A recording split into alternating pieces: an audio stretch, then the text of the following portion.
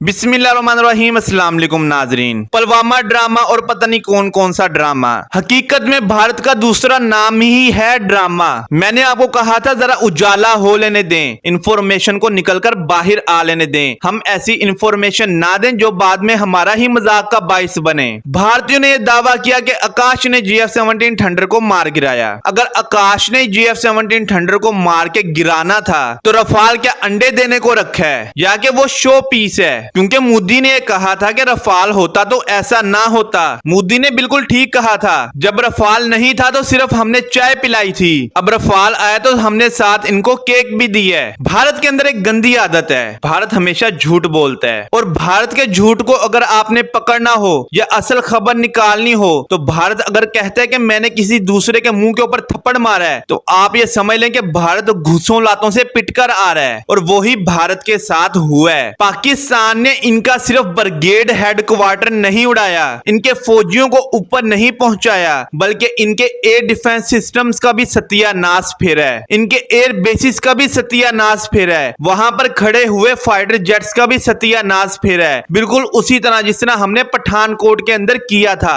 भारत पता नहीं क्या समझ रहा है कि पाकिस्तानी फौज ना हुई कोई खेल हो गया। और भाई पाकिस्तानी फौज को हम आज से पहले इतना नहीं समझते थे, इतना नहीं जानते थे, लेकिन जो पाकिस्तानी फौज ने पिछले 3 साल में हमारे साथ किया है, हम पाकिस्तानी फौज को बहुत अच्छी तरह समझ चुके हैं। ये बहुत खतरनाक हैं, बहुत दरिंदे हैं, रहम तो इनके अंदर है ही नहीं। और हम तो पाकिस्तानी है, हमारे ऊपर तो ये फिर भी रहम कर लेते हैं। हम जो न्यूज के अंदर देखते आ रहे हैं ना कि इन्होंने उसको उठा लिया, उस जर्नलिस्ट को उठा लिया, उसके साथ ये कर दिया, उसके साथ वो कर दिया, वो तो पाकिस्तानी थे, उनके ऊपर तो फिर भी इन्होंने रहम खाया है, इतना नहीं मारा। आप ये सोचें कि इनको इन्होंने कैसा मारा होगा। मेरे पाकिस्तानियों, ये आप लोगों के लिए बहुत बड़ी मिसाल है, क्योंकि जब भी कोई अपना मारता है ना वो थोड़ा बहुत ख्याल कर लेता है, वो ये सोचता है कि मैं उतना ही मारूं जितना कि ये सह सके, लेकिन जब दुश्मन को मारना होता है तो उसको ऊपर ही पहुंचाना होता है। इस वक्त जो खबर मैंने आपको दी है आकाश और रफाल के बारे में, मैं आपको क्लियर बता रहा हूं, और कोई माई का लाल आके मेरे इस दावे को मुस्तरद करके दिखाए, कोई सबूत मेरे सामने ला के रखे, कोई भी भारतीय उठ के आ जाए, सबूत ला के मेरे सामने रखे, मुझे वीडियो दिखाए कि पाकिस्तानियों ने